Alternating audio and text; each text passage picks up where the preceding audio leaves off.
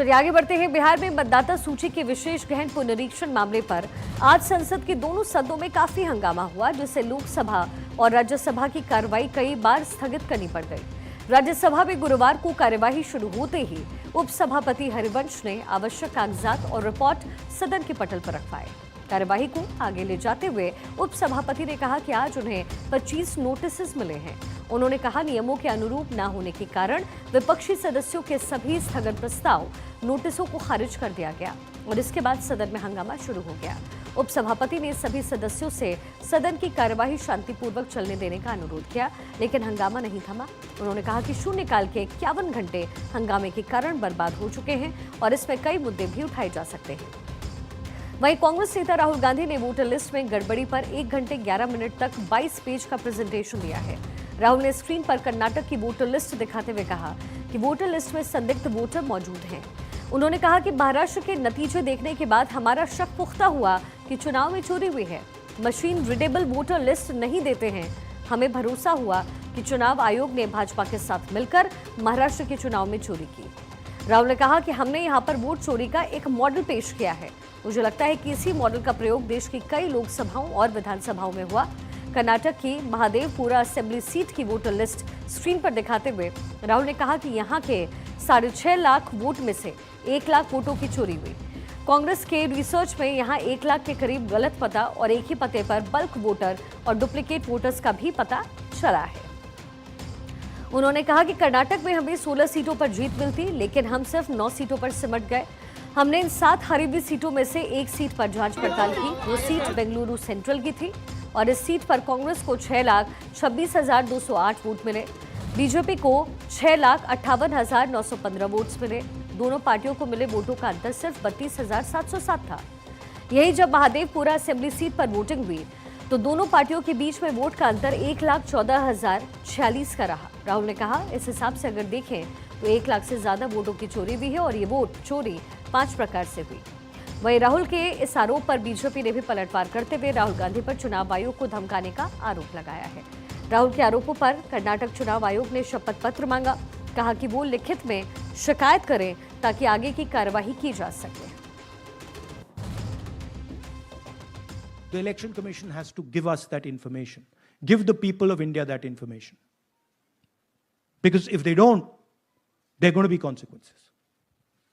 There are going to be consequences for every single polling officer who's doing this. Doesn't matter how senior you are, how junior you are. One day, the opposition is going to come to power, and then you see what we do to you. Because you are attacking the foundation of what our freedom fathers built. And we're not going to allow you to attack the foundation of what they built, no matter who you are. आज के शब्द क्या थे राहुल गांधी जी के? राहुल गांधी जी के शब्द थे, यदि मेरे प्रेस कॉन्फ्रेंस के ऊपर जवाब नहीं आया तो there will be serious consequences, बहुत घातक परिणाम होंगे।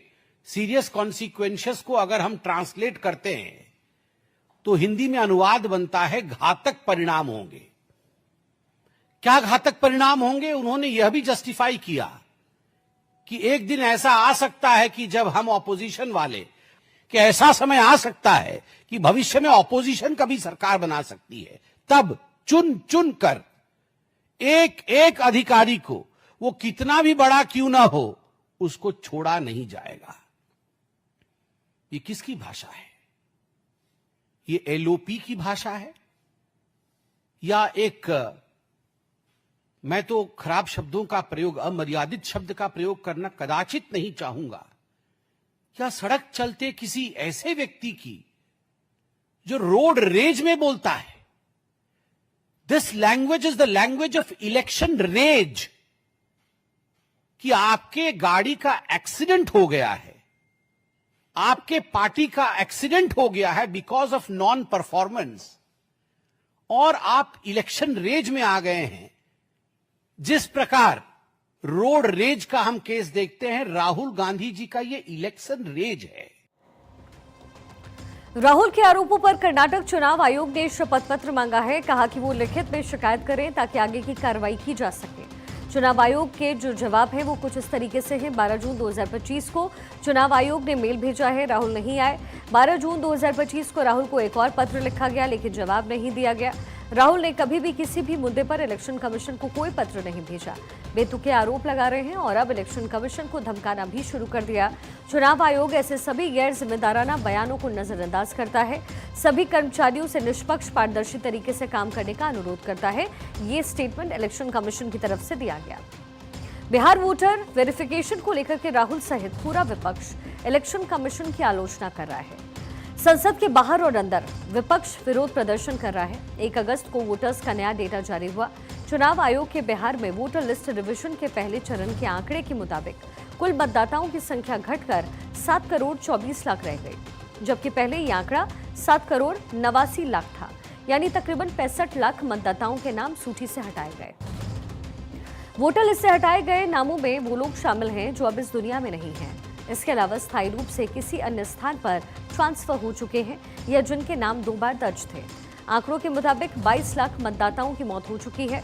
36 लाख मतदाता अन्य स्थानों पर ट्रांसफर कर दिए गए हैं और 7 लाख लोग किसी नए जगह स्थायी निवासी बन चुके हैं। बिहार में इलेक्शन कमीशन के मुताबिक कुल 7 करोड़ 80 लाख 22,933 मतदाता हैं। 2 करोड़ 93 लाख वोटर्स का वेरिफिकेशन हुआ है।